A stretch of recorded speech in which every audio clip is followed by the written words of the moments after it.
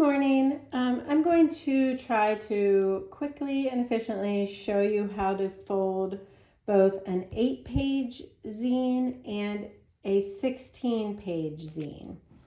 So the 8-page zine is using just an 8.5 by 11 sheet of paper, and each of the panels is 2 3/4 of an inch by 4 1/4 inches. So to start out, if you have your images laid out on this side and you're writing, we want to turn that over, and we're going to first fold the paper in half this way, kind of like a book fold, and you want to make a nice seam every time you make a fold. And we're going to open it back up and then fold each of those sides into the middle. And again, try to kind of use your fingernail. If you're getting really particular, you can use the back of your scissors or a ruler or something. I think a fingernail is fine. We're going to fold these in, and then we're going to open that back out.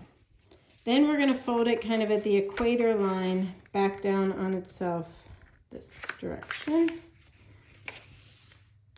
And again, if I was doing this, I'd be a little more careful if I was doing the proper one. So then we open it back up, and then we go back to that first original fold this direction. And we're going to take our scissors, hold the paper so it doesn't squooge around, the technical term, and then cut just through the first panel right there in the center. Okay? Then we open it up, fold it back down, and you kind of push together, and you know you've done it right if you get this fun little effect. And then I kind of lay it down and fold all the lines again. And there you go. So there's the front, the back. If you'd like, you can go through and like use a glue stick or something and glue these open pages together. Or you can just leave it, which makes it easier to make future copies of it. But also you could then print something on this inside sheet if you'd like. Okay, so we're going to move on to a 16-page zine, which, as you might imagine, is a little more complicated. It's using an 11 by 17 sheet of paper.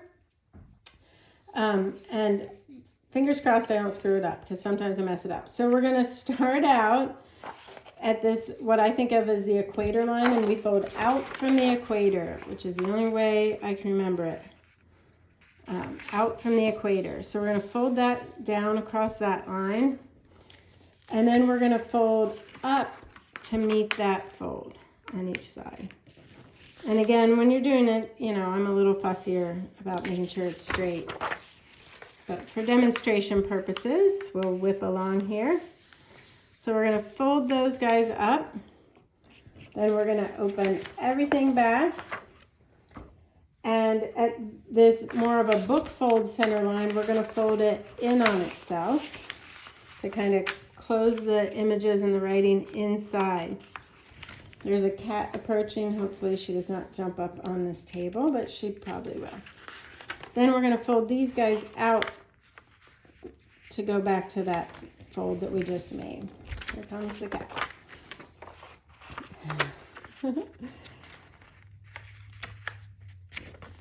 Okay, so there we are. Move it, cat. So we're going to open everything back out, and now comes the cutting. So we're going to cut up along this center fold on the far right. We're going to cut through the first 3 panels. And if this is yours or your student's work, you want to cut really carefully and neatly. This is not a good example. Then we're going to come over here, and on this left fold, we're going to cut up through those first 3 panels. Again, the panels on the 16 are also 2 3/4 by 4 1/4. They're the same size on the 16 and the 8. Then we turn the whole guy around, and we're going to cut through these first 3 panels on the center fold. Okay, so now we have what looks like kind of a big W, or if we turn it this way, a big M. So now to fold it, this is where I sometimes mix it up. You're going to first fold this back cover piece over to kind of close it up. It's where the lines already are, so it just kind of wants to fold naturally. And then we're just going to go through and kind of accordion fold. And if we folded it right, in theory, it should just fold right along. There we go. Okay, so now, as you can see, it's kind of closed up. You can't really see those pages. But what we do is we open this up and we wrap the back cover around to the back side. And then you definitely do want to take like a glue stick, which I don't happen to have handy, and glue that last page, page 14, to the back cover to kind of fold everybody together. Okay, but then you can see we've got the front cover and then all the pages running through. Okay, so it's, sorry about the cat. You know, once you do it a few times, it gets to be old hat. So thanks so much for your interest in zines and making illustrated memoirs with your students.